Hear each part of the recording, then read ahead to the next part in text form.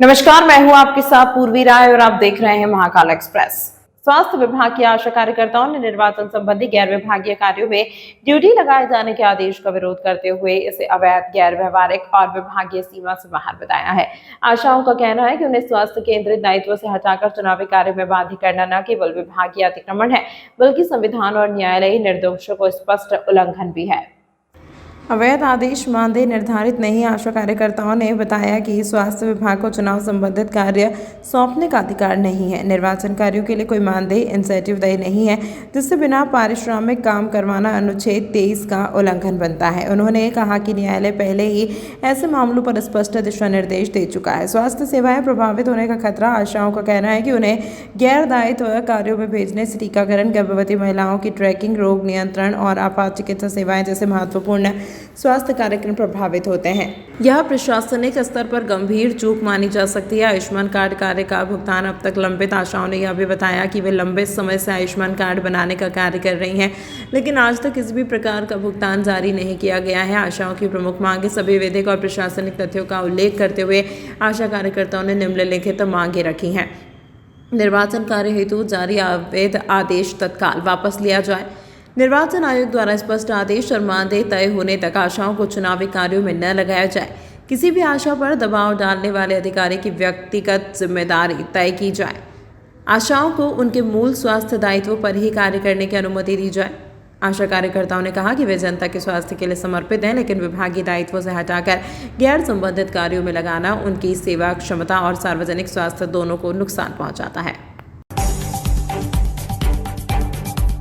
संघर्ष की राह पर डटे उज्जैन के रोहित आज दृढ़ इच्छा शक्ति का पर्याय बन गए हैं। 80% शारीरिक दिव्यांगता और आर्थिक तंगी के बावजूद यह 2.5 फीट का हौसला अपने परिवार, पत्नी और एक छोटी बच्ची के भरण पोषण के लिए कलेक्टर कार्यालय के चक्कर काट रहा है। वह दर-बदर भटकने को मजबूर है, लेकिन उसकी आंखों में भीख नहीं बल्कि स्थायी रोजगार और सम्मान की मांग है।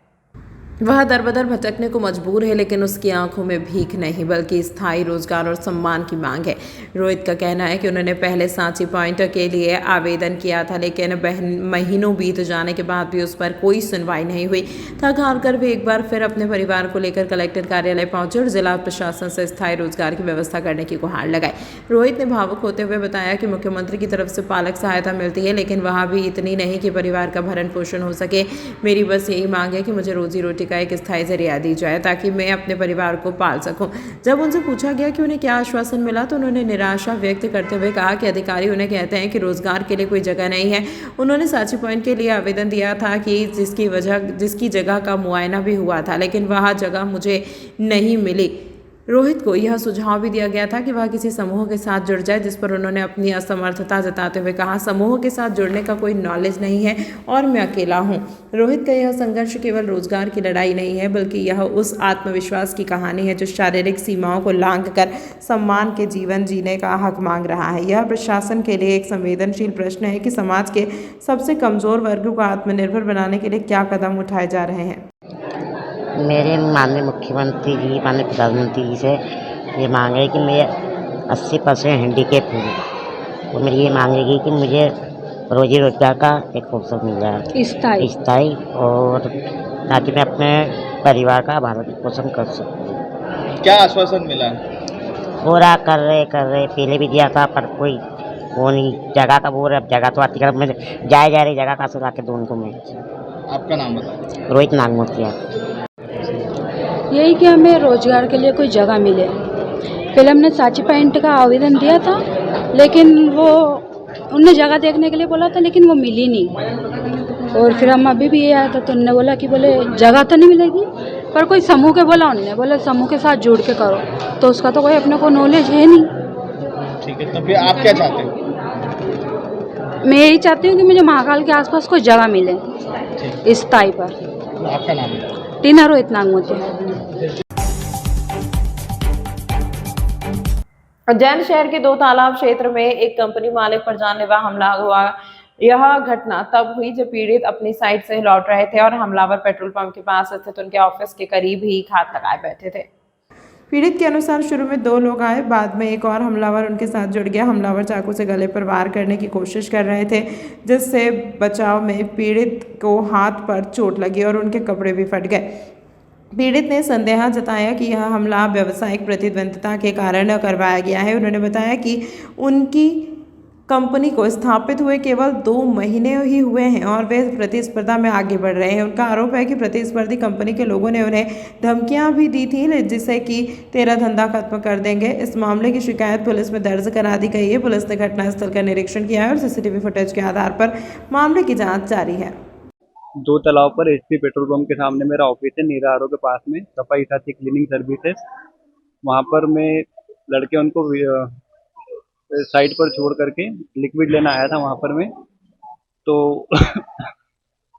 वहाँ पर 3 जने आए। पहले 2 जने आए थे, बाहर डंडे वगैरह रखे उन्होंने। फिर पीछे से 1 जना और आया, मुंह वगैरह बांध करके। उससे मैंने नॉर्मल बात कर रहे थे, वो जो मुंह बांध करके आया, तो मैंने मेरे जीजाजी को कॉल किया कि मुझे मतलब डाउट हो रहा है इन लड़कों पे, आप फटाफट आ जाओ। जैसे ही मैंने बोला ना कि आप फटाफट आ जाओ, तो उन्होंने हथियार निकाल लिया और वार करने लग गए। तो पहला बार तो पेट पर कर रहे थे वो, तो मैंने बार बचाने के चक्कर में हाथ पर चाकू लग गया।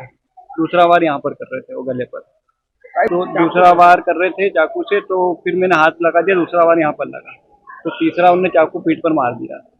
ये सर और भी कंपनियां हैं उज्जैन में, सफाई साथी क्लीनिंग सर्विसेज के अलावा, बट उनके कंपटीशन में आगे पहुंच रहा हूं मैं, तो मुझे ऐसे डाउट लग रहा है कि वो अदर कंपनियां भी हो सकती है। और डाउट अभी 2-3 महीने हुए दुकान डाले को, ऑफिस डाले को। और इसके अलावा एक आध कंपनी वालों ने धमकाया भी था मुझे कि हम तेरा वंश खत्म कर देंगे, ऐसा ऐसा, हमारे बाहर का इंतजार करो, ऐसा स्टेटस वगैरह भी डाला था। वो सिर्फ मुझे ही सीन हो रहा था। फुटेज सामने आया, बट उसमें लड़कों का चेहरा क्लियर दिख नहीं रहा है। लड़के उनका चेहरा क्लियर दिखेगा तो वो कार्रवाई होगी। फिर ये पुलिस वाले यहीं पर आए थे, या उधर नानाखेड़ा थाना लगता है। अमन प्रजापति। तमाम महत्वपूर्ण खबरों के लिए देखते रहिए महाकाल एक्सप्रेस।